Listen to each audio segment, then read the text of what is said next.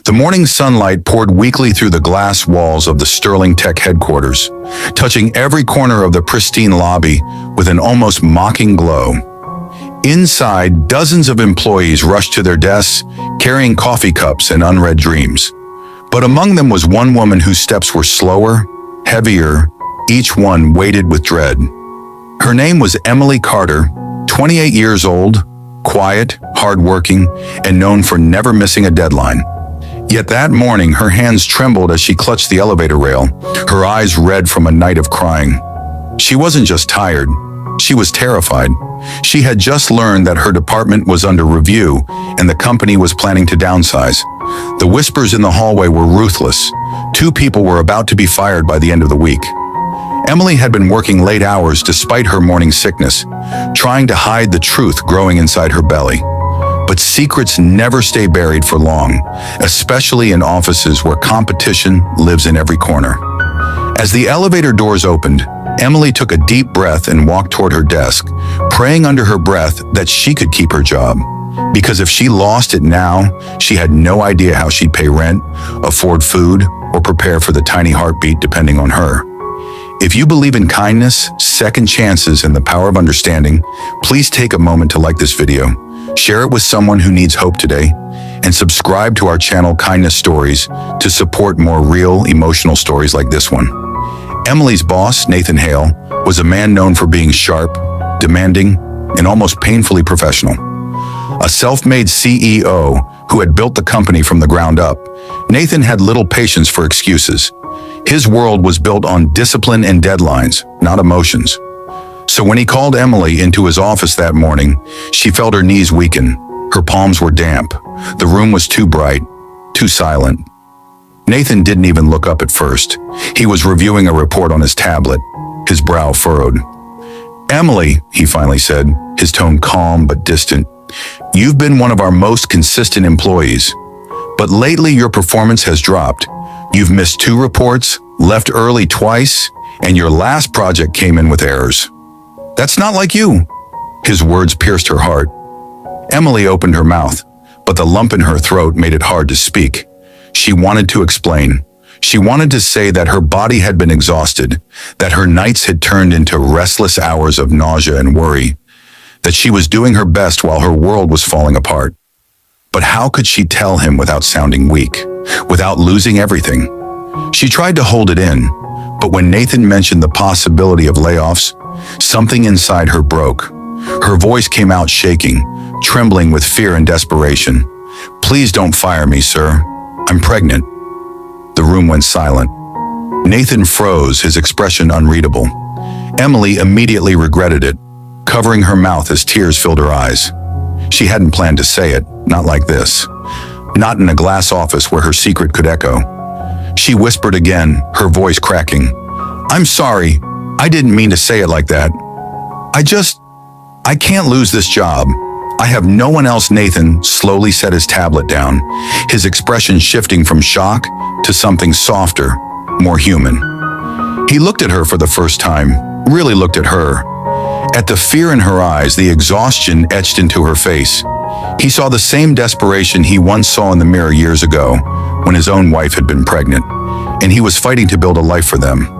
But that life had been stolen too soon. His wife and unborn child had died in an accident 6 years ago. Since then, Nathan had built walls around his heart so thick that even empathy struggled to get through. But in that moment, those walls cracked. He stood up, walked around the desk, and handed her a chair. Emily tried to speak, but he gently raised a hand. "Sit down, Emily," he said quietly. His tone was no longer that of a boss, but of a man trying to remember what compassion felt like. She sat, her body trembling, tears streaming down her cheeks as she whispered apologies. Nathan asked nothing at first. He just watched her, silently replaying her words in his mind. Pregnant, alone, afraid. It was too familiar, too haunting. After a few long minutes, he finally asked, "Where's the father?" Emily looked away. "He left when he found out," she said softly. "Said he wasn't ready to be a dad. I've been trying to manage everything since then, working extra hours, saving every penny, hiding it because I was scared of losing this job. But I can't anymore. Her voice broke again. Nathan's throat tightened. There were 100 things he wanted to say.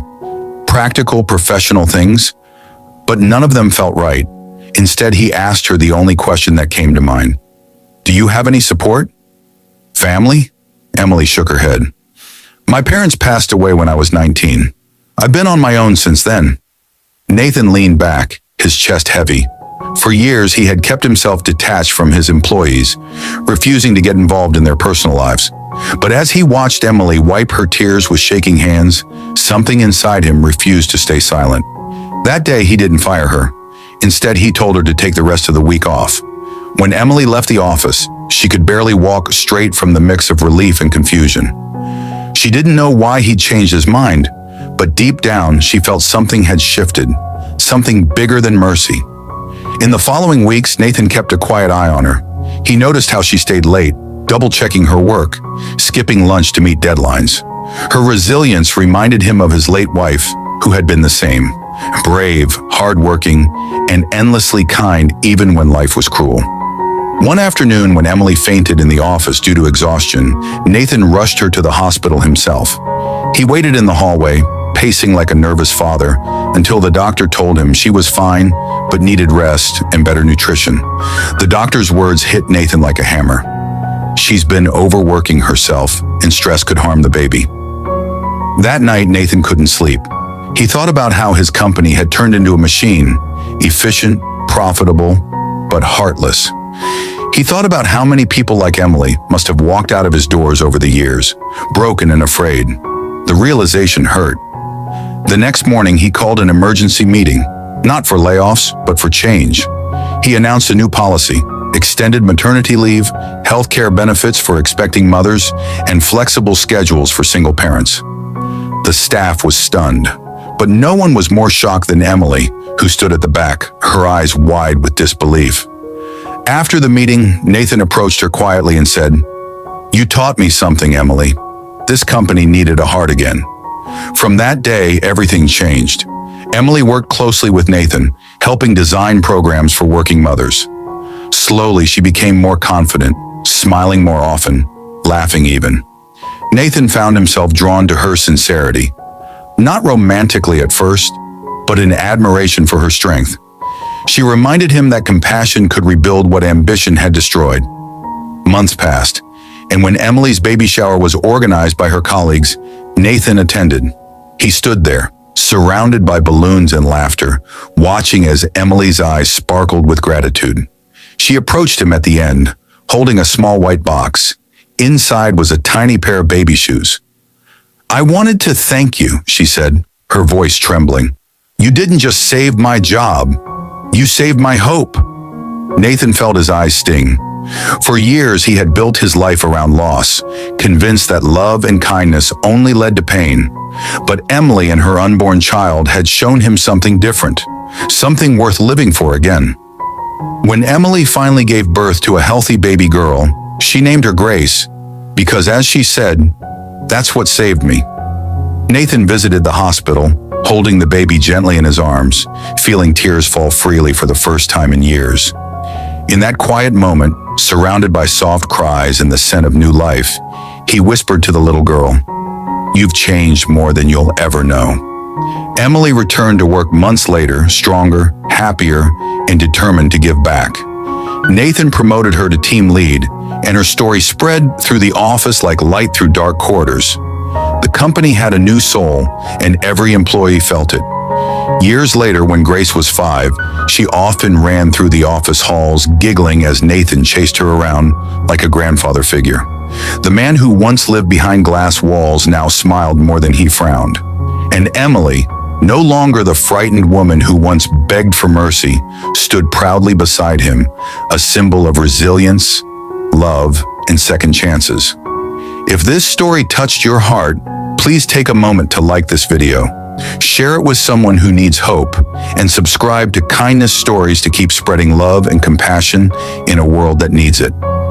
And before we end, tell us in the comments below, do you believe one act of kindness can truly change someone's life forever?